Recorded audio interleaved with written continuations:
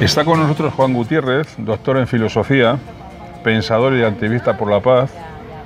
Fue fundador de Gernika Gogoratuz y tuvo una intervención importante como mediador en el conflicto vasco.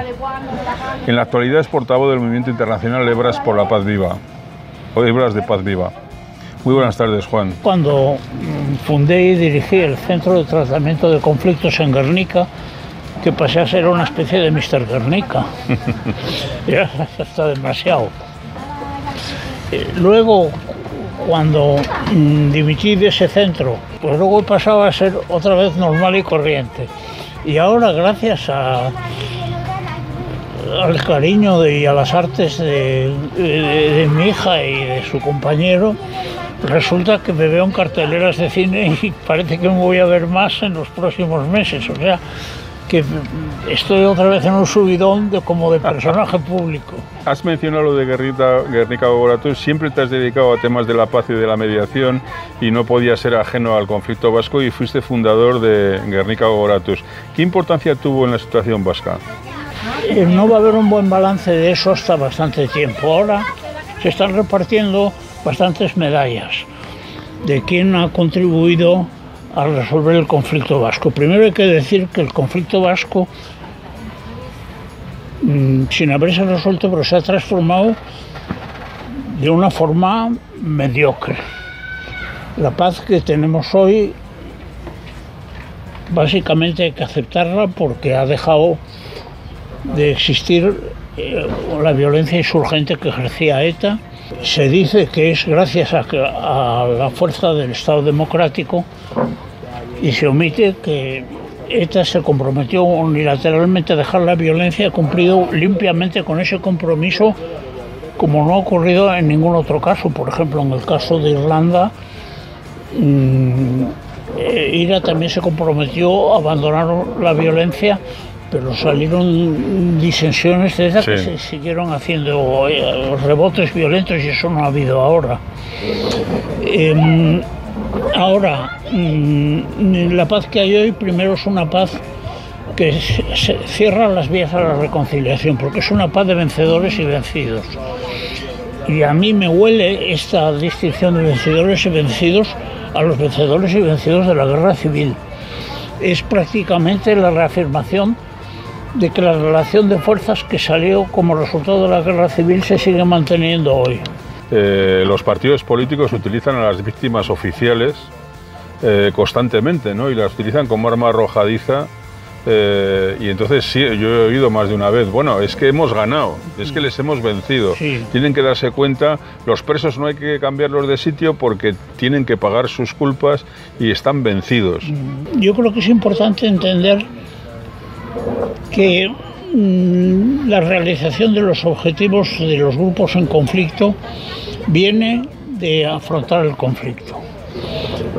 En el afrontamiento del conflicto es donde se te abren los caminos con los que tú puedes al tiempo satisfacer tus necesidades y satisfacer las necesidades de las partes contrarias. Y ahí juega la mediación un papel. Y hablando de mediación, tú que has seguido otros conflictos en el mundo, ¿qué has sacado de ello? He participado en otros conflictos, pero no como mediador, sino como asesor de mediadores, porque no estaba yo lo suficientemente inmerso en ellos como para tener la cercanía y los sentimientos que creo que tiene que tener el mediador. Que no debe ser parte del conflicto, debe de salir de ser parte del conflicto, pero no quiere decir que sea ajeno al conflicto. Pero sí que me tocó participar bastantes veces en Irlanda y sobre todo en Colombia. En Colombia me he tenido encuentros por lo menos con 3 presidentes de Colombia, con Samper, con Pastrana y con Uribe. Victoria, rendición, venganza, ¿cómo se enfrenta un conflicto humano?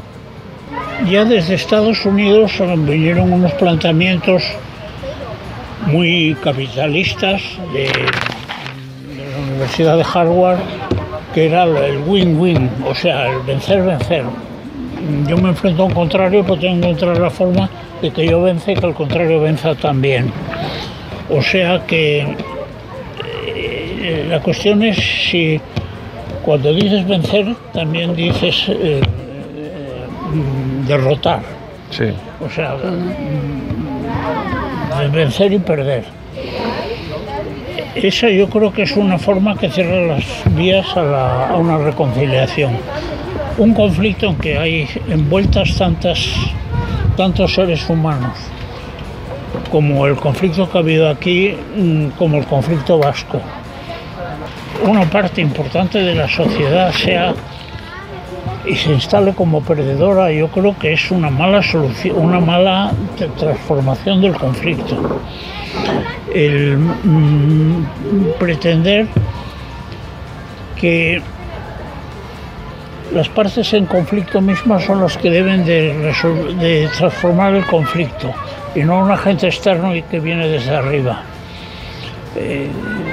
Todo eso indica que, a mi entender, la paz que se ha instalado hoy no tiene calma en su interior, hay conflictos con muchas tensiones y no abre caminos hacia una reconciliación o a una paz mejor. Hay otras dimensiones de la paz que ni se atisban, por ejemplo, la paz erótica. O sea, el hecho de que todos hayamos nacido del encuentro físico entre un hombre y una mujer y que nuestra vida no nos la hemos dado a nosotros, sino que nos la han dado ellos en su encuentro físico, y que nuestra vida haya empezado en el cuerpo de una mujer y que luego hayamos estado colgado de sus tetas. Todo eso es tan evidente que no puedes decir a un historiador, mire, vamos a ver, pero no se constata. Es un agujero tremebundo. Y ahí están las dimensiones más sublimes y más dionisíacas y más gozosas de la paz. Por eso yo reivindico el que hablemos también de paz erótica y que tratemos de estar atentos a ellas y que aprendamos a percibirla. Oye, ¿qué aporta esta experiencia vasca al arte de la mediación? Yo llevo una semana tratando de escribir sobre eso y me ha armado un lío porque es una mezcla de cosas que nos ha traído de Estados Unidos. Durante 10 años hemos estado mediando entre todo el arco democrático, por ejemplo, el que se creó con el Pacto de Ajuria, y luego el complejo HB-ETA. Para eso se creó un triángulo de 3 mediadores, con ayuda de 2 o 3 más. Pero en el núcleo éramos 3 mediadores, 2 norteamericanos, 2 profesores de universidad que habían sido bastantes mediadores. Y ellos nos aportaron muchas cosas. Entonces me es muy difícil distinguir lo que ellos nos aportaron, pero luego en los 10 años que estábamos mediando nos sorprendían muchas cosas y teníamos que ver cómo actuar ante ellas, y entonces surgieron cosas nuevas. Por ejemplo, el ver cuando la mediación ya no pasa a ser individual, sino se hace por equipo. Y vimos las desventajas de cuando hay un equipo en el que no hay colaboración solo y una colaboración ya muy acordada, o cuando son distintas personas que se están enfrentando una a otra al tiempo que tratan de mediar. Que hemos pasado por esas experiencias. Entonces allí nos han salido cosas nuevas. Y luego hemos hecho errores bastante gordos. Y para mí el más esencial ha sido el tratar de que una parte del conflicto se adueñe de la mediación, se apropie de los instrumentos. Entonces es por un lado parte y al mismo tiempo está ejerciendo poder. Pregunta que tengo, una curiosidad. ¿Has estado mediando siempre con partidos políticos, pero de persona a persona, de manera así como individual? ¿Te ha tocado? Es una pregunta muy buena y necesaria, porque realmente se ve, y es falso, los partidos políticos como una especie de homogéneo, como si todos fueran clones unos de otros, y lo que pensara uno era lo que pensaran los demás. Sí que el contacto directo entre personas nos tocó hacerlo porque cuando nosotros empezamos a actuar como mediadores fue después de que fracasaran los encuentros de Argel, que fueron en el 89, en el cual había mucho desconocimiento de lo que era la mediación. Y prácticamente no hubo mediación, sino que hubo un enfrentamiento desde el principio. Y además era una mediación con trampa, que luego Jaime Mayor Oreja popularizó lo de que era la tregua con trampa. Pero para mí ha habido un espacio de 50 años en que se ha experimentado mundialmente la violencia insurgente, que empezó hace 50 años cuando mataron a Che Guevara en Bolivia. Le capturaron, no sabían si llevarle a juicio, pero luego decidieron matarlo. Y Che Guevara era el apóstol y el mártir de la violencia insurgente. Hagamos 2, 3, 4 Vietnams, era violencia insurgente. Y se entendía que era liberadora. Luego, unos meses después, hay el Mayo en París, y yo he hablado con varios dirigentes de las dos formaciones que se disolvieron justo antes del Mayo del 68 en París, que era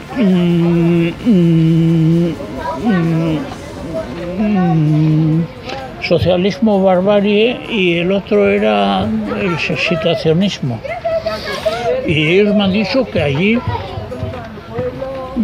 nadie se fijaba si era violento o no violento. No había un rechazo de la violencia.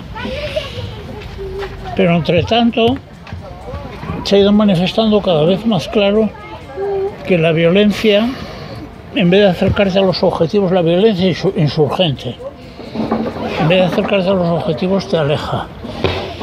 Y eso, yo creo que cuando se lo contábamos eso al grupo HB ETA, yo creo que no se lo tomaban en serio, se reían de nosotros. Pero luego cuando les fueron dando palos, sobre todo el que ETA se arrogara la representación de la sociedad vasca para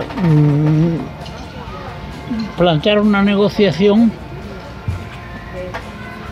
era un tabú que no lo iba a aceptar y que tenía que, como que dice, devolver el tema a la sociedad vasca para luego desde allí plantear una negociación. Oye, cambiamos de tema. ¿Cómo crees que podemos conseguir el cambio de la sociedad? Instrumentos nuevos, instrumentos convencionales, antiguos, partidos, movimientos. Por ejemplo, los planteamientos del 15M como movimiento, que es como empezó.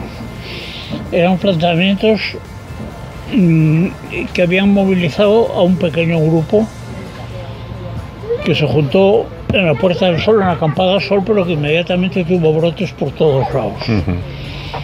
Y era un planteamiento como de tradición más bien anarquista. No se admitía ni la menor jerarquía para nada. Proponer cambios, lo que más hondura, a mi entender, tenía era redefinir la realidad. Y a mi entender, lo que hacía era incluir a la dignidad como parte de la realidad. O sea, no solo es una definición de la realidad puramente pragmática, sino se incluía la dignidad. Y la palabra indignado se refiere a dignidad. En ese sentido reivindico lo de la palabra dignidad. Entonces se ve evidentemente que se podía generar nuevas esperanzas y deslegitimar estructuras, pero muy difícil de crear un organismo capaz de cambiar esas estructuras. Y yo pienso que esa es la razón de que surgiera Podemos, que no surgió de estar sentados en la Puerta del Sol, sino que surgió de la universidad y de los asesores de América Latina. Entonces ahí hay un cambio, por un lado necesario, pero por otro lado, digámoslo, como muy comprometedor, porque pasó a decir que había jerarquías. Pues la verdad es que tendríamos para muchos días de conversación, Juan, pero ponemos hoy punto y seguido y nos veremos en otras ocasiones.